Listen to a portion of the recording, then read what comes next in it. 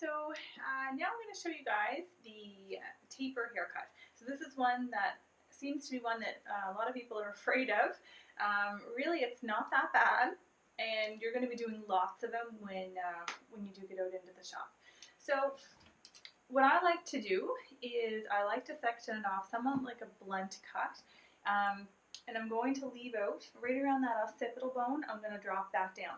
So if you can see my sectioning, 4 sections, pretty much like a blunt, but I am going to drop down the perimeter there in the back. So right around the occipital bone. You don't want to go up any higher than that. With a taper, you want to make sure that you're getting that really nice round hourglass shape. So you want it to kind of come like that. So my occipital bone is here. I know I can get short through there, but I need longer hair to fall over that to keep it in that round shape. So if I take it too short, oh dear, that's not a good visual. If I take it up past, so here's my occipital, if I take it short all through here, and then I start going long, it's still going to, it's almost going to have like a square look, and that's not what we're going for. You want to make sure that you don't go any higher than that occipital with the taper. Okay, so the first thing we're going to do is we're going to take this section up and we're going to pull it up this way. The distance between your fingers and the head is how long the hair is going to be in that section. So if you feel that you can take quite a bit there, then take quite a bit. If it's kind of a preference as to how long that the client wants the taper haircut. So I'm going to leave about 1 inch between the scalp and my fingers. And by the time these fingers get involved, it's about 1.5 inches. Okay, so what I am going to do is I'm going to be moving so that I'm always standing in front of the section that I'm cutting.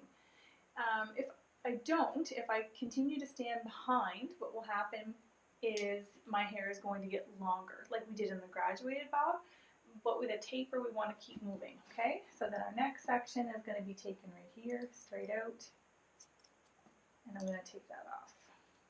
Again, don't cut past your knuckle.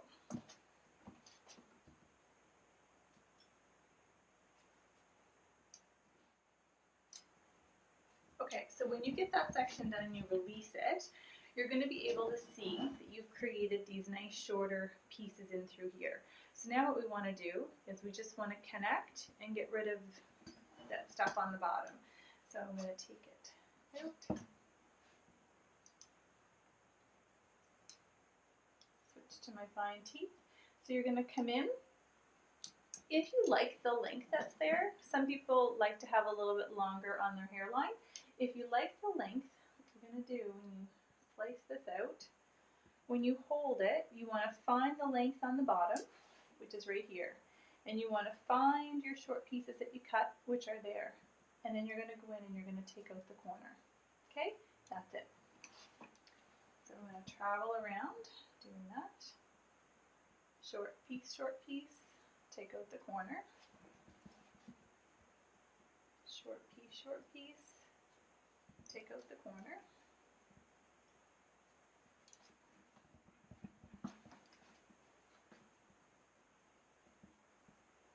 Keep in mind, mannequins don't actually have hairlines.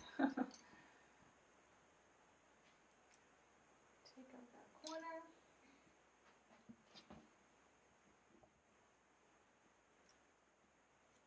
And take out your corner. There. Okay, so just by doing that, we've been able to create a really nice taper. And it happened all relatively quickly. So I find that first step, it really helps to establish the length that you want through here so you can determine how long that you want it. See how it falls. Sometimes you don't know right after you cut it. You're like, oh, it's popping a little bit too much. So rather than that, if you can do that first section, just take it up and cut it. You can even overextend the hair a little bit get a little bit more length, and you can always go back and take more if you had to. Okay, so the taper has begun. Okay, I am going to take down one more section.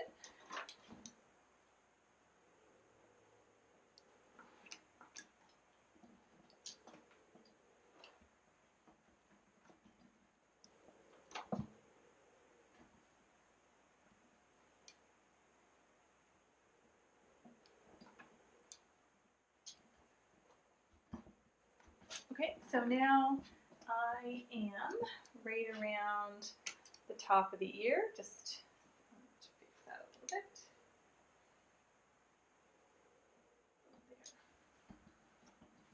Okay, so right about the top of the ear. So now my next section, so you think of our reference points. We have occipital bone, and now we're at the top of the ear. Now this section is really important. This is the one where a lot of people will go too short, and then you've lost that round shape. So a good idea is to bring it down on a 45 and cut. So we have our guide in here, and we're going to take it down on the 45 until we can feel that guide in our fingers right behind us, and we're going to cut. Again, we're going to move around the head with this.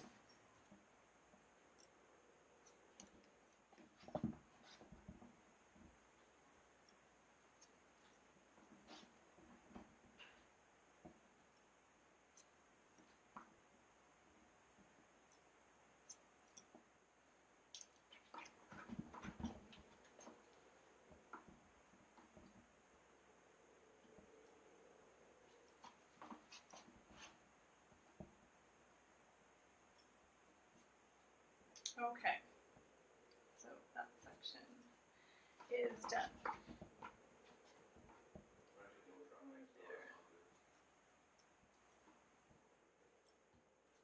Okay, so now you can really see that shape evolving. So we have that really nice roundness coming in and then tucking it on the nape. That's what we're looking for. So that's the money right there. That's what you want. So now we're going to go into the layers on the top. So now we're going to actually release these two sections. And I like to think of this as 1, 2, 3. Okay? So your first section that you take, we're going to take vertical sections.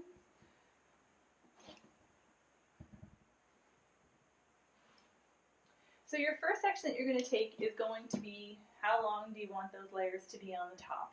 I don't want my babe to be too short. Technically, your layers shouldn't be shorter here than they are here. Your shortest layers should be in through here. In order, again, to get that nice softness, it's a good idea to keep these a little bit longer. So if you need to measure, you can. So we'll do that just for kicks here. So in through this section that I just cut, I'm about 2.5 inches. So I would know that I should probably go about double. That's my Amy way, about double. So if I went even like 4.5 to 5 inches, I'm probably going to get a really nice round shape. So there's my 5-inch point right there. So here's how it works with 1, 2, 3. A little bit shorter. Okay. So 1 is going to be held straight up. There's 1.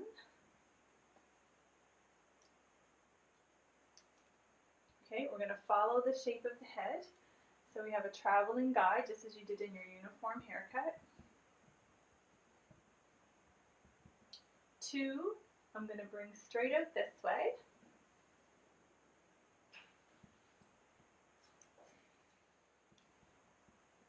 And then 3, I'm going to connect.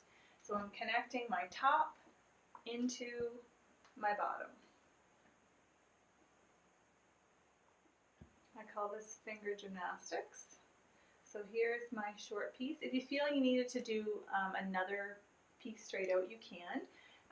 Otherwise, you can angle your fingers. You find that short piece. You come in and you just connect it. Okay? And that's your 1, 2, 3. So now you can see in that center section how it falls really, really nice into that, into the nape. Okay, so now we're going to go as if we were doing a uniform haircut. We are traveling. I'm not looking to get longer in the front. Again, if I was, I would over direct everything back. I'm not. This is going to be like a classic taper, so we're going to just keep going with it.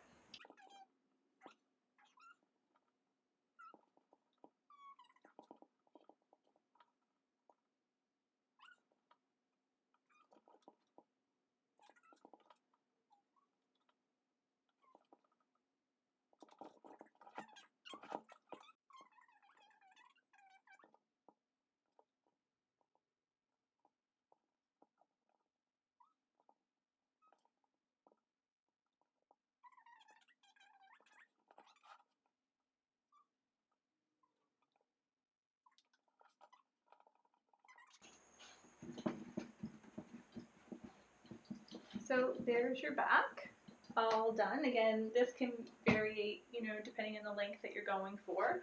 That's basically the technique.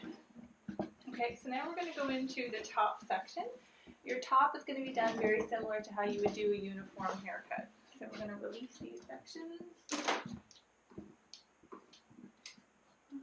Good.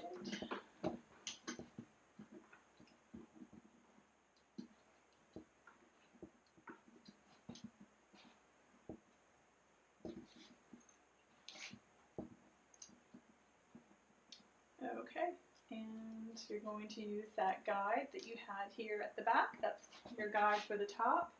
I'm going to come through. Now, depending, some people do like to have a heavier bang. She already has bangs cut, so I'm not too concerned about it. But it's a good idea to look at hairlines. If she has a hairline that comes back quite far, it might be in your best interest to actually go a little bit longer just to overcompensate.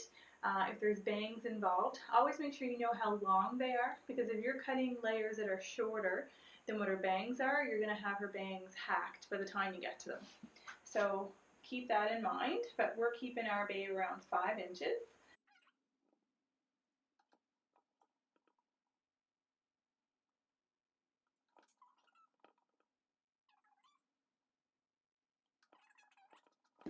So basically, what you're going to do on the sides is the same thing that we had done in the back. We're just going to continue with the 1, 2, 3 movement.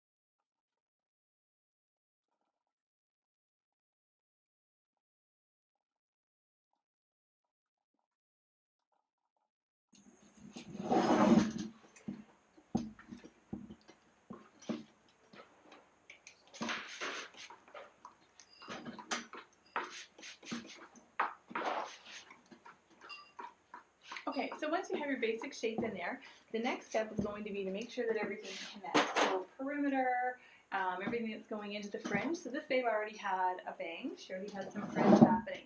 So I'm going to show you a great way to connect that. Again, I'm going to use my 1, 2, 3 method.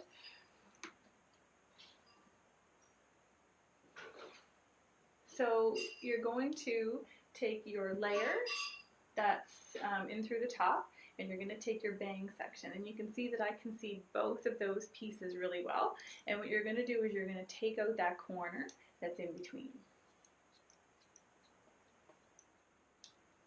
Okay? And then I'm going to do the same thing on this side.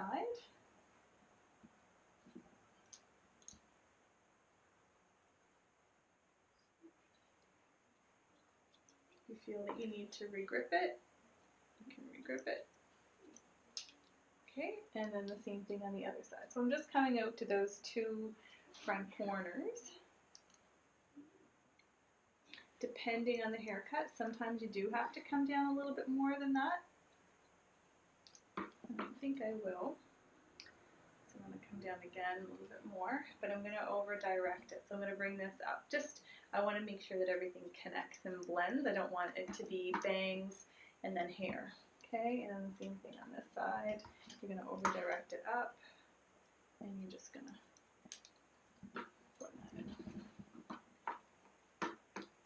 Okay, so now the layers and the bangs are all one. There's no separation. It all fits and flows together. Okay, so around her face, again, it's going to be preference of the client, what she's looking for.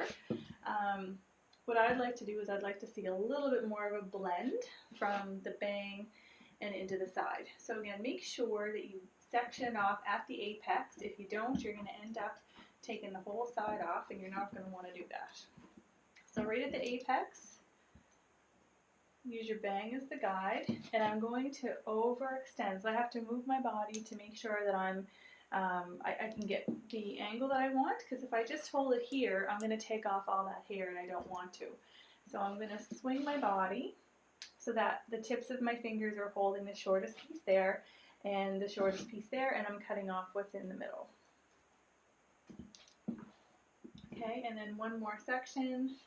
Same thing, I'm letting those short pieces fall out, and I'm just going to take off that corner. Okay, when you get that done, then you can comb that down and just take out if there's any little corner there that needs to go, you can just clean up the edge there a little bit.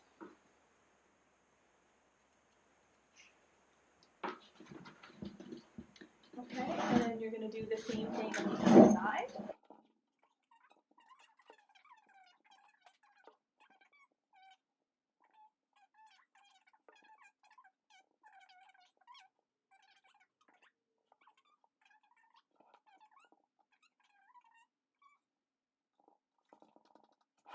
As far as your back hairline goes, again, you just want to kind of see where the hairline is. Mannequins don't have much of a hairline, so it's a little trickier. You never want to cut up into the hairline though. So if when you're doing a taper, always make sure that the length is at least at the hairline or below, otherwise it's going to grow out really funny looking. Whenever you do the perimeter here on the sides of the back, always direct it out as far as you can get it. Again, if you have to move your body, move your body. Get as much length as possible. You can always go back and take off more, but if someone is looking for that wispy softness and you chop it off, that's not going to be good. So you want to make sure that you really push the hair away, push it up front, push it towards the face so you can see a line. There, I really like the line that's there, so I wouldn't touch that. And she looks good on the other side too. It connects, it seems to blend really well everywhere, so I would leave it.